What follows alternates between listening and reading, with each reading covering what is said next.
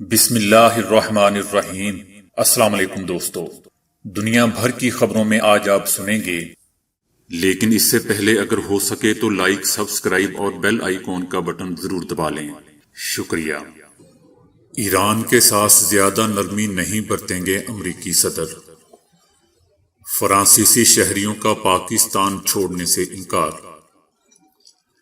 جہانگیر ترین کے حامی ارکان اسمبلی کی حکومت کو وارننگ۔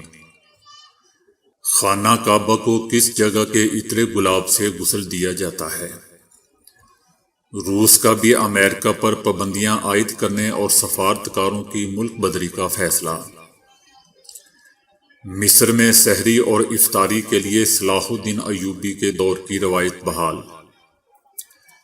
میت لے جانے کے لیے کچرے کی گاڑی کا استعمال۔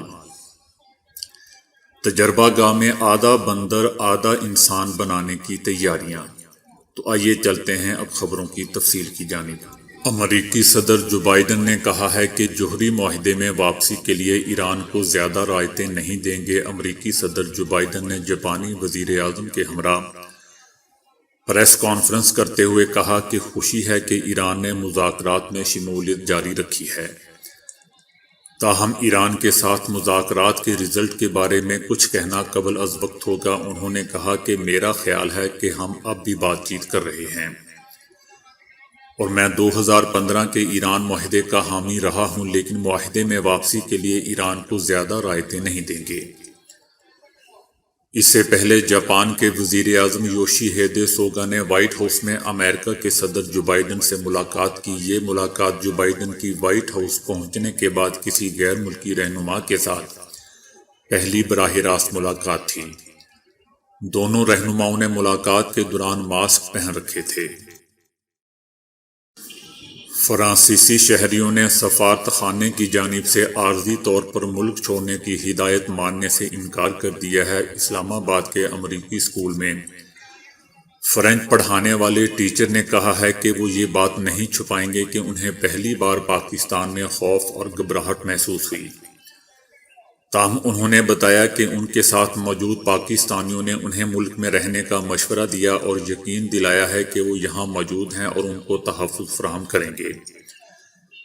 انہوں نے پاکستانیوں کی جانب سے مدد کی یقین دہانی پر خوشی کا اظہار کیا۔ پاکستان میں موجود ایک اور فرانسیسی شہری نے بتایا کہ پاکستان میں رہنے سے بہت سے خدشات ہیں، تاہم یہاں موجود فرانسیسی شہریوں کو ایسے نامناسب الفاظ پر مشتمل پیغامات کے ذریعے پریشان نہیں کرنا چاہیے۔ انہوں نے یہ بھی کہا کہ حیرت کی بات ہے کہ فرانس نے بین الاقوامی سطح پر اس انداز میں یہ پیغام کیوں دیا، جب کسی اور طریقے سے بھی پاکستان میں موجود فرانسیسی شہریوں کو ہدایت دی جا سکتی تھی۔ ایک اور فرانسیسی شہری نے کہا کہ ان کے سفارت خانے کی جانب سے صرف ہدایات جاری کی گئی ہیں، اس لیے وہ پاکستان نہیں چھوڑیں گے۔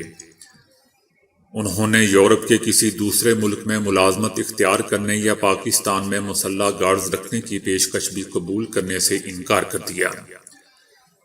تاہم ان کا کہنا تھا کہ پاکستانی شہری بہت اچھے اور یہ ملک بہت ہی شاندار ہے۔ دوستو، یاد رہے کہ فرانس نے پاکستان سے اپنے شہریوں کو نکل جانے کی ہدایت جاری کی ہے۔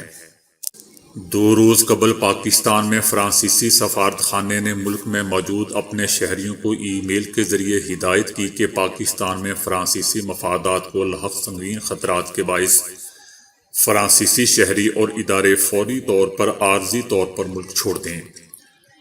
حالیہ دنوں میں تحریک لبیک پاکستان کے سربراہ سعد رضوی کو گرفتاری کے بعد ملک بھر میں مظاہرے اور احتجاج کا سلسلہ کئی روز جاری رہا۔ وفاقی کابینہ نے تحریک لبیک پاکستان پر پابندی عائد کر دی ہے۔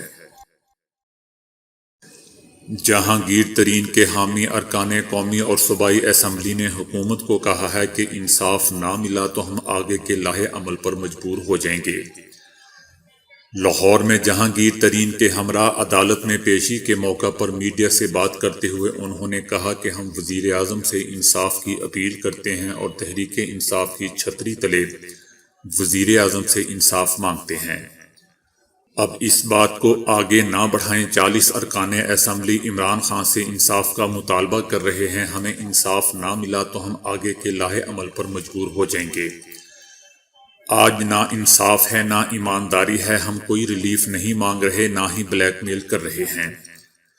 چند دن دے دیں، پھر سب کچھ سامنے لے آئیں گے اور الزامات کا جواب دیں گے۔ واضح رہے دوستوں کہ جہانگیر ترین لاہور کی بینکنگ کورٹ میں پیش ہوئے تو ان کے ہمراہ 26 ارکان قومی اور صوبائی اسمبلی تھے۔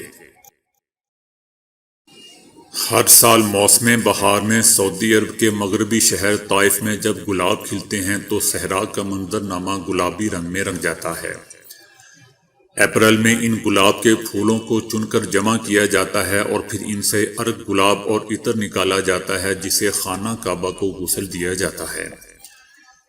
اس سال یہ ہوا کہ رمضان کا بابرکت مہینہ گلابوں کی چنائی کے موسم میں آیا۔ ہر سال حج اور عمرہ کے لیے سعودی عرب آنے والے لاکھوں مسلمان زائرین میں یہ عطر گلاب کافی مقبول ہے۔ پھولوں اور پتوں کو اسلامی فنون میں ہمیشہ سے خاص اہمیت حاصل رہی ہے۔ طائف کو شہر گلاب بھی کہا جاتا ہے جہاں 800 باغات ہیں جن میں سالانہ تقریباً 30 کروڑ پھولوں کی پیداوار ہوتی ہے۔ طائف کے ایک باغ میں بن سلمان میں مزدور پودوں پر جھکے ہوئے روزانہ ہزاروں پھول جمع کر رہے ہیں جن سے عرق اور عطر کشید کیا جائے گا۔ کچھ مزدور پھول چن رہے ہیں تو کچھ انہیں ٹوکریوں میں بھر کر وزن کر رہے ہیں۔ ان پھولوں کو پھر ابال کر کشید کیا جاتا ہے۔ پھولوں کو تیز آنچ پر آدھے گھنٹے تک ابالا جاتا ہے تاکہ ان کا پانی بھاپ بن کر اڑ جائے اور پھر ٹھنڈا کر کے ان سے عطر اور عرق کشید کیا جاتا ہے۔ اس خالص عطر گلاب کی سب سے چھوٹی شیشی 400 ریال یا $106 یعنی 16,500 روپے میں فروخت ہوتی ہے۔ امریکی پابندیوں کے جواب میں روس نے بھی امریکی سفارتکاروں کو ملک سے نکالنے اور پابندیاں عائد کرنے کا اعلان کر دیا ہے۔ امریکہ کی جانب سے روس پر عائد پابندیوں کے جواب میں روس نے بھی 10 امریکی سفارتکاروں کو ملک سے نکالنے اور 8 امریکی عہدیداروں پر پابندی سمیت امریکی NGOs کی ملک میں جاری سرگرمیوں پر پابندی عائد کرنے کا فیصلہ کیا ہے۔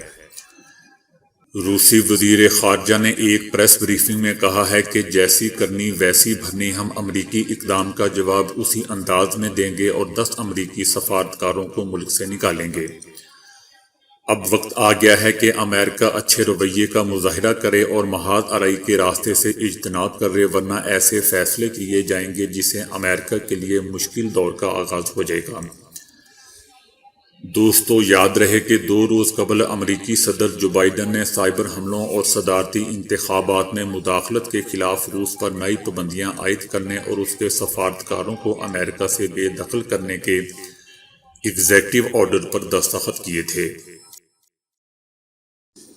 مصر میں روزہ داروں کو سحر اور افطار کے وقت سے آگاہ رکھنے کے لیے توپ کا استعمال صلاح الدین ایوبی کے دور سے کیا جاتا رہا ہے، تاہم کئی سالوں سے یہ روایت دم توڑ گئی تھی جو اب دوبارہ بحال کر دی گئی ہے۔ مصر میں صلاح الدین ایوبی کے قلعے میں یہ نصب ہے جس کے ذریعے اس زمانے میں سحری اور افطاری کے اوقات میں گولا داغا جاتا تھا، جس کی آواز سن کر روزہ دار سحر اور افطاری کیا کرتے تھے۔ مصر کی یہ تاریخ سحر اور افطاری کے پرانے طریقوں کو زندہ رکھنے کی ایک علامت ہے۔ اسے جدید ٹیکنالوجی کی مدد سے دوبارہ تیار کیا گیا ہے۔ گولا داغے جانے کے وقت اب اس سے سحری اور افطاری کے وقت دور تک دیکھی جانے والی شعاعیں بھی نکلتی ہیں۔ اس کے حوالے سے دوسری روایت یہ بھی ہے کہ یہ خدیوی اسماعیل کے سپاہیوں نے رکھی تھی اور وہ اسے مشقوں کے لیے استعمال کیا کرتے تھے۔ تاہم اس کی تاریخی حیثیت کوئی بھی ہو، اہم بات یہ ہے کہ ایک منفرد روایت نے دوبارہ جنم لے لیا ہے۔ کورونا کی تباہ کاریاں پوری دنیا میں جاری ہیں، جبکہ بھارت میں کورونا کے کیسز بہت زیادہ شدت اختیار کر چکے ہیں، جس کی وجہ سے کورونا مریضوں کی میتیں کچرے والی گاڑی میں لے جانے پر مجبور ہو گئے ہیں۔ بھارتی میڈیا رپورٹس کے مطابق انڈیا کی ریاست مہاراشٹر کے شہر دھولیا میں کورونا سے متاثرہ شخص کی میت کو منتقل کرنے کے لیے مقامی انتظامیہ نے ایمبولینس فراہم نہیں کی۔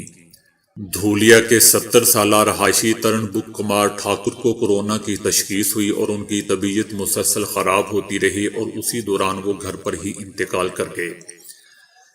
اہل خانہ نے آخری رسومات کے لیے جسد خاکی کو شمشان گھاٹ منتقل کرنے کے لیے انتظامیہ سے رابطہ کر کے ایمبولنس مانگی، جس پر انہیں کچھ وقت انتظار کرنے کا مشورہ دیا گیا۔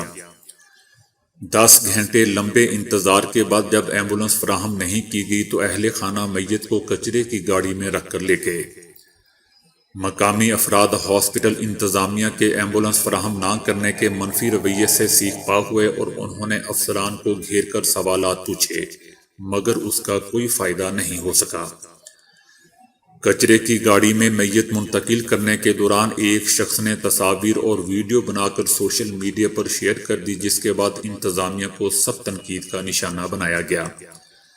اس واقعے کے بعد لوگ اس بات پر بہت حیرت زدہ ہیں کہ اگر کورونا کے سبب موت ہوئی ہے تو کورونا مریض کی وجہ سے فوری طور پر مرنے والے کی آخری رسومات ادا کرنے کا انتظام کیا جانا چاہیے تھا۔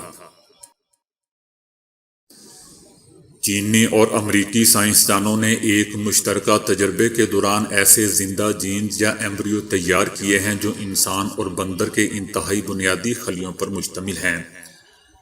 اگرچہ سائنسی لحاظ سے یہ ایک اہم کامیابی ہے، لیکن انتہائی متنازع بھی ہے، کیونکہ یہی تحقیق مزید آگے بڑھ کر آدھا بندر آدھا انسان جیسے عجیب الخلقت جانور یا انسان تیار کرے گی۔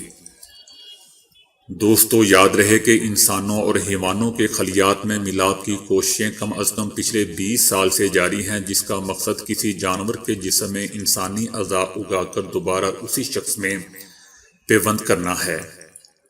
کامیابی کی بدولت یہ ممکن ہو جائے گا کہ ایک انسان کے جسمانی خلیات کسی جانور میں داخل کر کے مطلوبہ عضو کی ہو بہو اور جیتی جاگتی نقل اس جانور میں کاشت کر لی جائے، جسے واپس اسی انسان کے جسم میں پیوند کر دیا جائے گا۔ اسی طرح متاثرہ افراد کے لیے عطیہ کردہ اعضاء اور ان سے وابستہ دیگر مسائل بھی ختم کرنے میں بہت مدد ملے گی۔ انسان اور بندر میں مماثلت کافی زیادہ ہے، اسی بنا پر سائنسدانوں کے سامنے سوال تھا کہ اگر انسان اور بندر کے انتہائی بنیادی خلیے آپس میں ملا دیے جائیں تو کیا وہ ایک دوسرے کے ساتھ ساتھ رہتے ہوئے نشو و نما حاصل کر پائیں گے؟ یہ جاننے کے لیے چینی صوبے ینان کی coming university of science and technology اور امریکی ریاست کیلیفورنیا میں سالک انسٹی ٹیوٹ فار بایولوجیکل اسٹڈیز کے ماہرین نے یہ اہم تحقیق مشترکے طور پر انجام دی۔